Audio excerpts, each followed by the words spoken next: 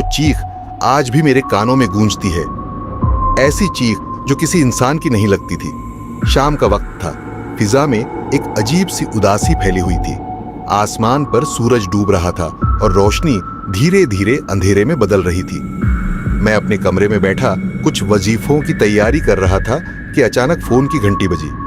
आमतौर पर मैं हर कॉल नहीं उठाता, मगर उस दिन दिल ने अजीब बेचैनी से कहा, ये कॉल जरूर उठाओ।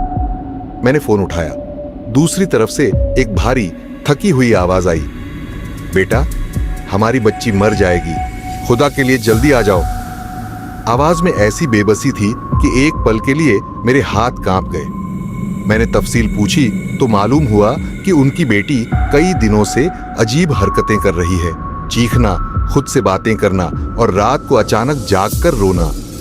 मैंने बिना वक्त गंवाए बाइक निकाली और उनके बताए हुए पते की तरफ रवाना हो गया। रास्ता गैर मामूली तौर पर सुनसान लग रहा था, हालांकि ये वही लाहौर था जो कभी नहीं सोता। जैसे जैसे मैं उनके घर के करीब पहुंच रहा था, दिल की धड़कन तेज होती जा रही थी।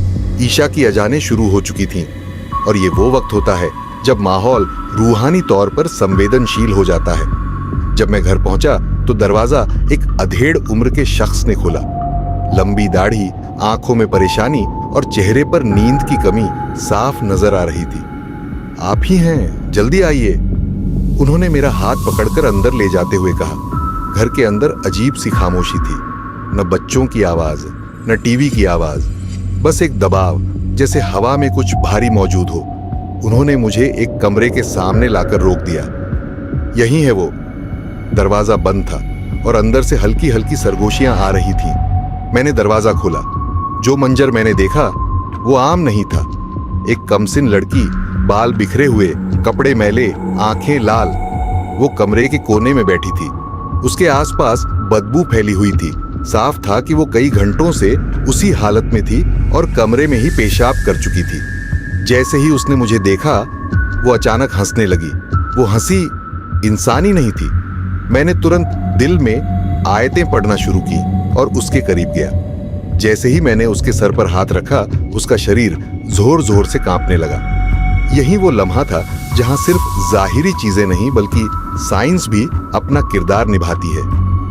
इंसानी दिमाग जब लगातार डरावना कंटेंट देखता है, खास तौर पर हॉरर फिल्में, जिन्नात की वीडियोस या अंधेरी कहानियां, तो दिमाग का अमिगडाला नाम का हिस्सा लगातार एक्टिव रहता है। यह हिस्सा डर को कंट्रोल करता है। जब ये हद से ज्यादा एक्टिव हो जाए तो इंसान का जहन हकीकत और वहम के बीच फर्क खो देता है। इसी हालत को साइकोलॉजी में फियर कंडीशनिंग कहते हैं। मैंने लड़की के वालिद से पूछा, क्या ये हॉरर फिल्में देखती है? उन्होंने सिर झुकाकर कहा, जी, बहुत शौक था इसे। यही वो पॉइंट था जहां रूहानियत और साइंस एक दूसरे से मिलते हैं।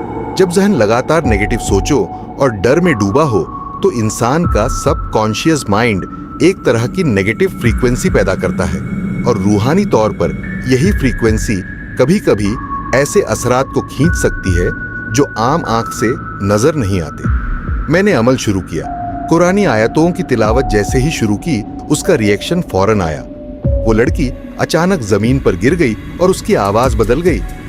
यहां से चले जाओ। ये आवाज उसकी नहीं थी। मैंने पढ़ाई जारी रखी। कमरे का तापमान अचानक कम होने लगा। यह भी एक मशहूर फिनोमेनन है जिसे कुछ scientist environmental shift during psychological episodes कहते हैं, मगर रूहानी दुनिया में इसे कुछ और समझा जाता है। लड़की जोर जोर से चीखने लगी, उसके हाथ मुड़ने लगे, आंखें पलटने लगीं। मैंने पूरी तवज्जो के साथ पढ़ाई जारी रखी और दम किया। करीब 40 मिनट बाद अचानक सब कुछ खामोश हो गया। लड़की बेहोश हो गई। मैंने उसके वालिद से पानी मंगवाया और कुछ खास अज़कार पढ़कर उस पर दम किया। कुछ देर बाद उसने आंखें खोली। अब उसकी आंखों में वो वहशत नहीं थी। वो कमजोर आवाज में बोली, अम्मी, मुझे क्या हो गया था? ये वो लम्हा था जब मुझे यकीन हो गया कि केस क्लियर हो चुका है। मैंने उसके वालिद को हिदायत दी, हर हफ्ते इस पर दम करवाए और इसे हर तरह के डरावने कंटेंट से दूर रखे। उन्होंने मेरे हाथ पकड़ लिए और आंखों में आंसू आ गए। बेटा, तुमने हमारी बच्ची वापस दे दी। आज भी वो लड़की मेरे संपर्क में है। वो बिल्कुल सामान्य जिंदगी जी रही है। उसने अपनी आदतें बदल ली, नमाज की पाबंदी शुरू की और सबसे अहम, उसने अपने जहन को साफ रखा। ये वाकया सिर्फ एक रूहानी कहानी नहीं बल्कि एक सबक है। डरावना कंटेंट, हॉरर फिल्में और नेगेटिव सोचें सिर्फ वक्ती एंटरटेनमेंट नहीं होती। ये धीरे धीरे इंसान के दिमाग को उस हद तक प्रभावित कर देती है जहां हकीकत और वहम की सीमा खत्म हो जाती है। और कभी कभी उस सीमा के पार क्या है ये हम नहीं जानते। कभी कभी दरवाजा हम खुद खोलते हैं और जब वो दरवाजा खुल जाए तो हर चीज वापस बंद करना आसान नहीं होता। उस्ताद अब्दुल मनान